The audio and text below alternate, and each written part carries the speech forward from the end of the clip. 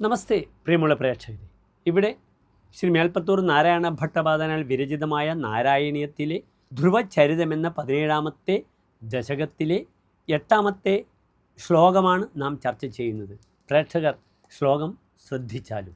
താവദ്വിബോധ വിമലം പ്രണുവന്ദമേനം ആഭാഷദാസ്ത്വമവഗമ്യ തദീയഭാവം രാജ്യം ചിരം സമനുഭൂയ ഭജസ്വ ഭൂയഃ സർവോത്തരം ധ്രുവപദം വിനിവൃത്തിഹീനം. ഇനി ശ്ലോകത്തിൻ്റെ പദച്ഛേദം നാം ചർച്ച ചെയ്യുന്നു, ശ്രദ്ധിക്കുക.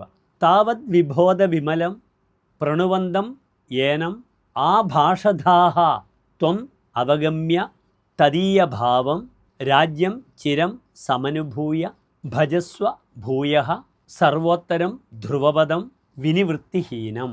ഇനി പ്രസ്തുത ശ്ലോകത്തിൻ്റെ അന്വയം ശ്രദ്ധിക്കുക. താവത് വിബോധ വിമലം പ്രണുവന്തം ഏനം ത്വം തദീയഭാവം അവഗമ്യ ആഭാഷധാഃ ചിരം രാജ്യം സമനുഭൂയ ഭൂയഃ സർവോത്തരം വിനിവൃത്തിഹീനം ധ്രുവപദം ഭജസ്വ. അടുത്തതായി പ്രസ്തുത ശ്ലോകത്തിൻ്റെ സാരാംശം നാം ചർച്ച ചെയ്യുന്നു.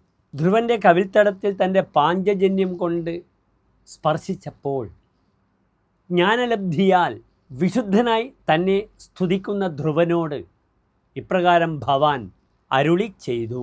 അല്ലയോ ധ്രുവ, നീ വളരെക്കാലം രാജാവായി ശോഭിച്ചതിന് ശേഷം, രാജ്യം ഭരിച്ചതിന് ശേഷം പരമമായതും എല്ലാറ്റിനും മീതെ നിൽക്കുന്നതും പുനർജന്മരഹിതവുമായ ധ്രുവപദത്തെ പ്രാപിച്ചാലും.